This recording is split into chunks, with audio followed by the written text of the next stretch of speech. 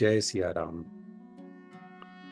आज इस पावन अवसर पे जब अयोध्या में राम मंदिर में प्राण प्रतिष्ठा चल रहा है, उस समय मैं ये वीडियो बना रहा हूँ।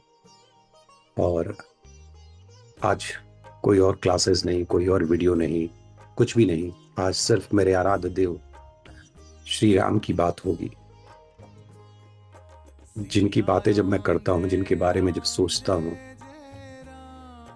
तो मेरी आंखें भर आती हैं, क्योंकि सिर्फ वही हैं जो मेरे अंतः मन में समाये हुए हैं। और ये सबके अंतः मन में है।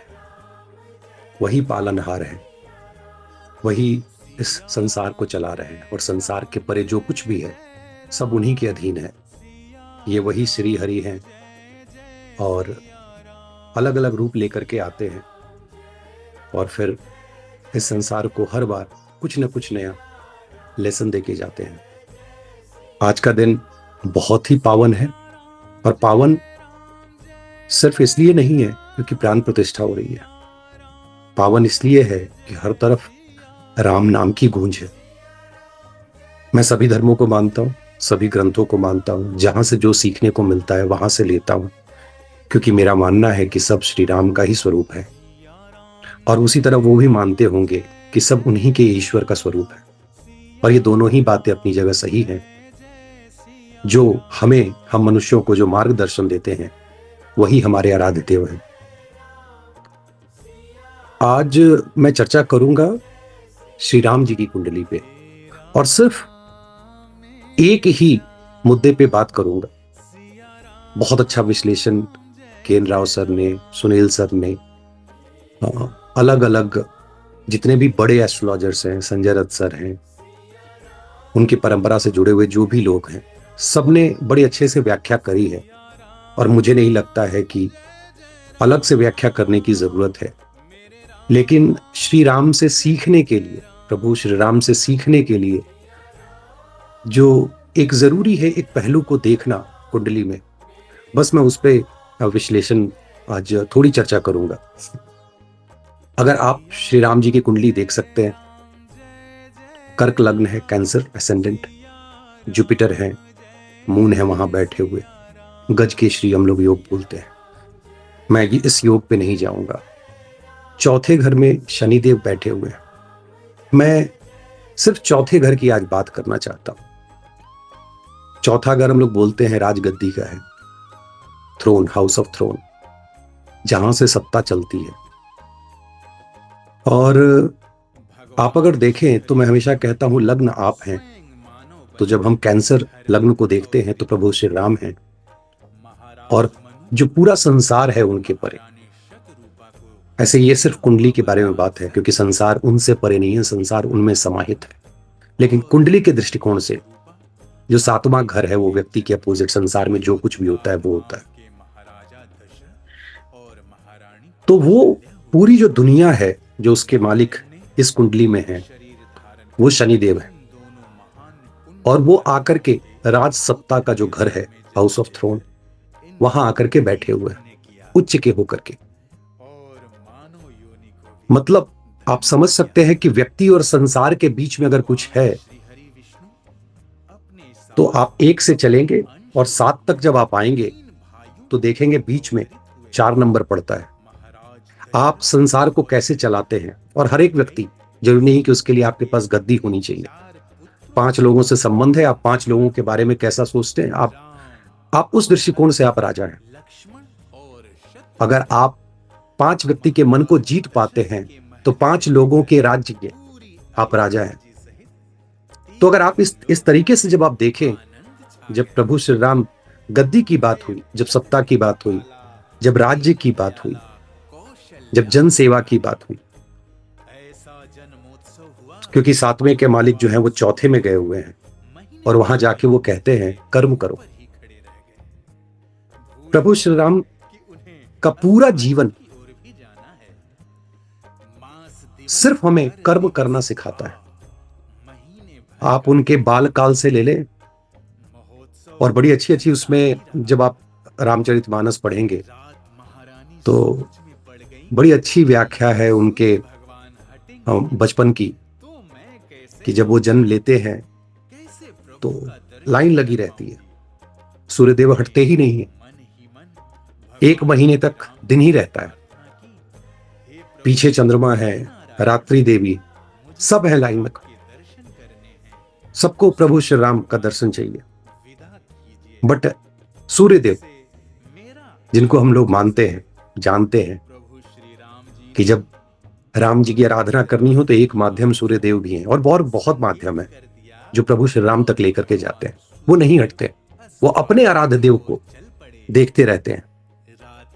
काफी विनती के बाद जब चंद्रमा और रात्रि जब उनको वहां से हटने के लिए आग्रह करते हैं प्रभु श्री राम के माध्यम से, तो प्रभु के इशारे पे फिर सूर्यदेव वहां से हटते हैं, और फिर चंद्रमा वहां आकर के कहती कि प्रभु, हम आपसे आपके दर्शन के अभिलाषी थे, इतना इंतजार आपने कराया।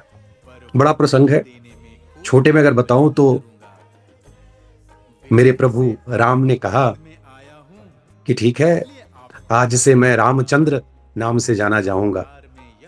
ये उन्होंने एक गिफ्ट दिया, एक उपहार था उनके इंतजार का। और कुछ इसी तरह से जो रात्रि देवी है, उन्होंने जब यही बात कही तो उन्होंने उनका कलर, उनका रंग खुद में ले लिया। वो पूरे जीवन चंद्र और रात्रि का वो रंग वो लेकर जिए। ये है प्रभु श्री राम। जब इनकी आप आराधना करते हैं तो हो सकता है कि थोड़ा समय लगे, लेकिन मेरे प्रभु कभी किसी को छोड़ते नहीं, कभी किसी का साथ नहीं छोड़ते। और उनके पूरे जीवन से जो मैंने सीखा है, आज से करीब 13 वर्ष पूर्व मेरी पत्नी ने मुझसे पूछा था प्रेम किसे कहते हैं, और आज भी बच्चे उस बात पे हंसते हैं। बट मेरी जो धारणा है, जो मैंने सीखा है प्रभु राम के जीवन से, कि कर्तव्यों के निर्वहन को ही प्रेम कहते हैं। अगर आप कर्तव्य को अच्छे मन से, पूरे मन से, लगन के साथ निभाते चले जाते हैं, उससे बड़ा प्रेम कोई नहीं। उन्होंने पूरे जीवन पुत्र का कर्तव्य निभाया, राजा का कर्तव्य निभाया, पति का कर्तव्य निभाया। लोग कह सकते हैं वो सीता जी को भेज दिए, जंगल चली गई, लेकिन पूरी जब रामायण आप पढ़ेंगे और एक एक चीज समझेंगे तो सिया बिन राम, राम बिन सिया ये हो ही नहीं सकता। सिया उनके हृदय में, राम सिया के हृदय में। तो पूरे प्रसंग को पढ़ेंगे तो पता चलेगा कि सिया जी कहाँ थी। और ये जो पूरी रचना थी, ये इस मानव जीवन में जितने भी, जो इस संसार में जितने भी मानव हैं, उनके लिए यही है कि कभी भी इन दोनों को अलग करके नहीं देखें। सीता जी ने जो उनका अपना कर्म था इस संसार में आने के बाद, उस कर्म को पूरा किया था। प्रभु श्री राम ने अपने कर्म को पूरा किया था, और इसी कर्म को वो सिखाते चले गए हैं कि कर्म कीजिए। और देखिए कितनी अच्छी बात है कि हम लोग एस्ट्रोलॉजी में कर्म कारक शनिदेव की बात करते हैं। वही शनिदेव चौथे घर में बैठते हैं, और चौथे घर की बात होगी कल की वीडियो में, परसों की वीडियो में। तो मैं बताने वाला हूं कि शनिदेव जब चौथे घर में बैठते हैं तो वो सौरव देते हैं, दुख देते हैं। दुख तो था, पिता से दूर हुए थे, लक्ष्मण जी को छोड़ दे तो भाइयों से दूर हुए थे, माताओं से दूर हुए थे, अपने लोगों से, परिजनों से, प्रजा से, सबसे दूर हुए थे। एक दुख था जब मां सीता को हर ले गए रावण और श्री रावण, क्योंकि उनको भी पता था कि अगर मोक्ष है तो श्री राम के हाथ से मर के ही है। सब जानते, उन्होंने ये लीला रची थी। और यही खासियत है बुद्धिजीवों की। अगर आप ज्ञानी पुरुष हैं, हो सकता है लाख बुराइयां हो, लेकिन आप प्रभु श्री राम को हमेशा पहचानेंगे। आप जानेंगे कि श्री हरि कौन है। तो उनको मोक्ष मिला, विभीषण जी को सत्ता मिली, राम जी वापस आए, कर्म किए, प्रजा ने कुछ कहा, माता सीता को फिर भेज दिए, फिर बच्चे आए, उनका गीत सुने, उन्हीं की अपनी कहानी उनके मुख से सुने। ये पूरा संदर्भ है रामायण में। जितनी बार आप देखें, पढ़ें, सुख मिलता है। बस सारांश यही है। रामलला को स्नान कराया, जब प्रभु श्री राम की कुंडली की बात चल रही है तो मुझे याद आया, कल मैंने कहा था कि अगर लग्न में जुपिटर हो और पालने तो में सुला महादेव को पकड़े रहिए, एक बार जननी वो पार लगाएंगे आपको। कर श्रृंगार पलना प्रभु श्री राम की कुंडली में जुपिटर जो है वो लग्न में है, नहला धुलाकर और जुपिटर लग्न में केंद्र में कहीं भी चारों में बैठे हों अच्छी स्थिति में, घर के मंदिर में तो आपने देखा होगा रामायण में या पढ़ा होगा देखती क्या है कि जब समुद्र देव रास्ता नहीं दे रहे थे तो प्रभु श्री राम ने महादेव की आराधना की थी, इसलिए रामेश्वर में स्थापना भी हुई थी। लेकिन मैं बार बार कहता हूं कि मैं महादेव की आराधना करता हूं, लेकिन मेरे आराध्य देव श्री राम हैं, मेरे माध्यम जो है वो महादेव हैं। आप समझिए इस चीज को कि रामेश्वर की चर्चा दो तरीके से हुई है। जब राम जी कहते हैं कि रामेश्वर का मतलब है जो राम के ईश्वर हैं, और जब शिव जी कहते हैं पार्वती जी से, जब इसकी व्याख्या करते हैं तो वो कहते हैं राम है ईश्वर जिसके। तो आप राम कह लें, शिव कह लें, ये माध्यम है श्री हरि तक ले जाने के लिए। सो ये जरूरी था बताना कि जिस किसी का भी लग्न में जुपिटर हो, बृहस्पति देव हो, अगर आप महादेव की आराधना करते हैं तो आप सारी जो भी बाधाएं हैं, जो मुश्किलें हैं, जो भी हैं, उससे आप बाहर निकल पाएंगे। करीब 12 साल पहले, आज मैं उस चीज की भी चर्चा करूंगा कि मैं कौन हूं और मेरा उद्देश्य क्या है, और ये बताने की जरूरत क्यों पड़ी, इसकी भी चर्चा करूंगा मैं। क्योंकि हर व्यक्ति को अपने आप को समझने की जरूरत है। करीब 12 वर्ष पूर्व जमीन, भूमि के एक टुकड़े को, वहां पर हमने भूमि पूजन किया था, एक मंदिर का निर्माण करेंगे।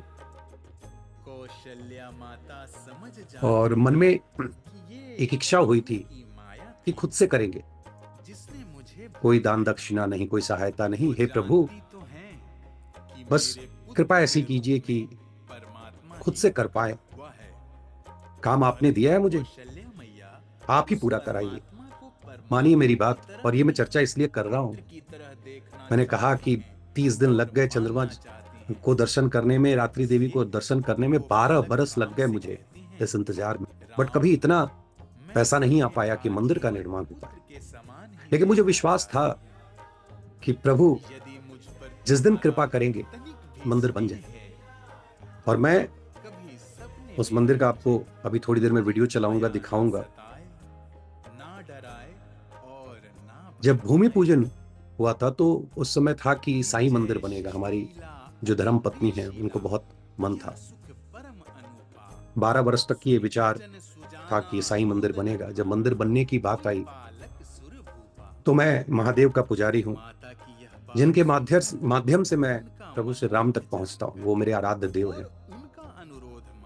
तो मेरे मन में ये हमेशा ये रहता था कि यार, ना तो मेरे प्रभु श्री राम, ना महादेव, बिना इनके ये मंदिर होगा कैसे।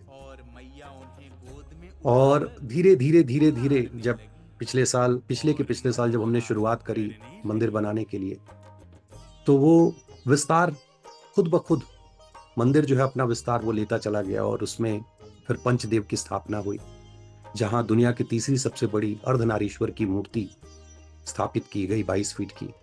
ये नेटिव बिहार में है, राजगीर के पास, दर्शनीय है। और उसका भी मेरी कुंडली से कनेक्शन है, क्योंकि जब सूर्य और चंद्रमा एक साथ हों तो उसको अर्धनारीश्वर योग भी कहते हैं। चंद्रमा माता है, सूर्य पिता है, और बहुत स्ट्रांगली साथ में है। तो वो रूप महादेव का, जो अर्धनारीश्वर का रूप, उनकी स्थापना हुई, 22 फीट की, दुनिया की तीसरी सबसे बड़ी मूर्ति बनी। और मेरे प्रभु श्री राम, उनका पूरा दरबार सजा। हर साल वहां, पिछले साल प्राण प्रतिष्ठा हुआ, भंडारा हुआ, बहुत बढ़िया, सब खुश, लोग साथ देते हैं। हर साल हम लोग महाशिवरात्रि या वार्षिक उत्सव मनाएंगे तो ये सारी चीजें करेंगे। बट इसके इस पूरी स्टोरी के पीछे आप ये देखें कि 12 बरस का इंतजार, लेकिन प्रभु श्री राम ने मेरे सर पे हाथ रखा और 7 महीने में, आप देख सकते हैं ये मंदिर 7 महीने में बन के तैयार हुआ, 7-7.5 महीने में। ये है प्रभु श्री राम। अगर आप भरोसा करते हैं तो निराशा हाथ नहीं लगेगी। सात्विक जीवन, सही विचार, ये है प्रभु श्री राम। सबका कल्याण, सबको साथ में लेके चलना, न्याय करना, ये है प्रभु श्री राम। और ये हम सबके अंदर है।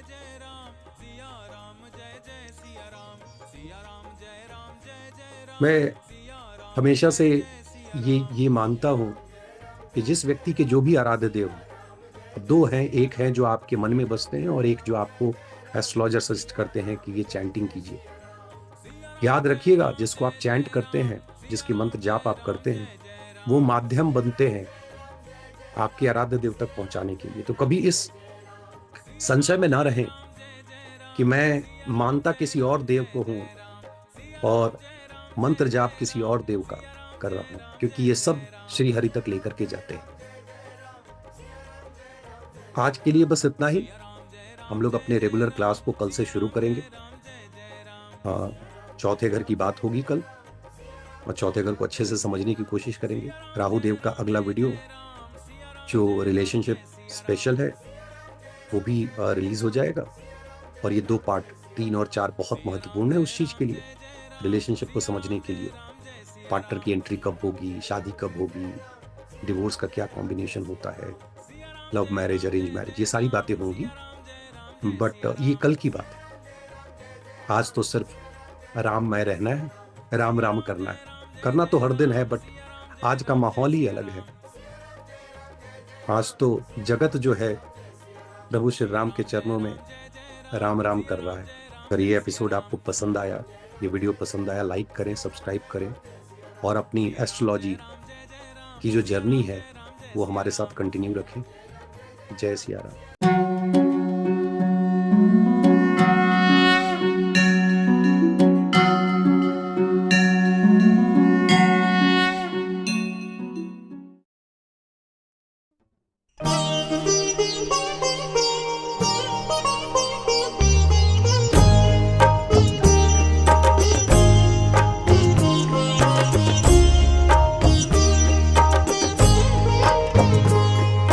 सिया राम जय जय राम, सिया राम जय जय सिया राम। सिया राम जय जय राम, सिया राम जय जय सिया राम। सिया राम जय जय राम, सिया राम जय जय सिया राम।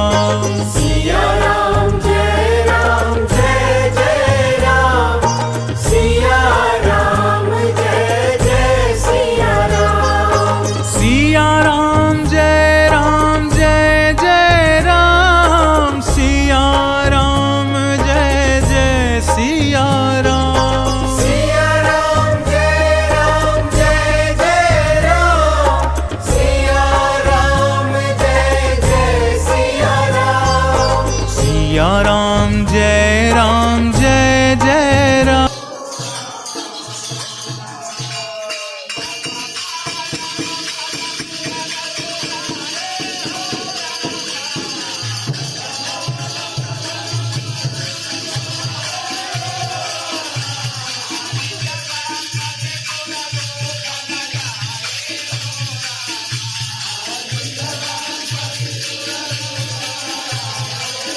सिया राम। सिया राम जय जय राम, सिया राम जय जय सिया राम। सिया राम जय जय राम, सिया राम जय जय जय सिया राम।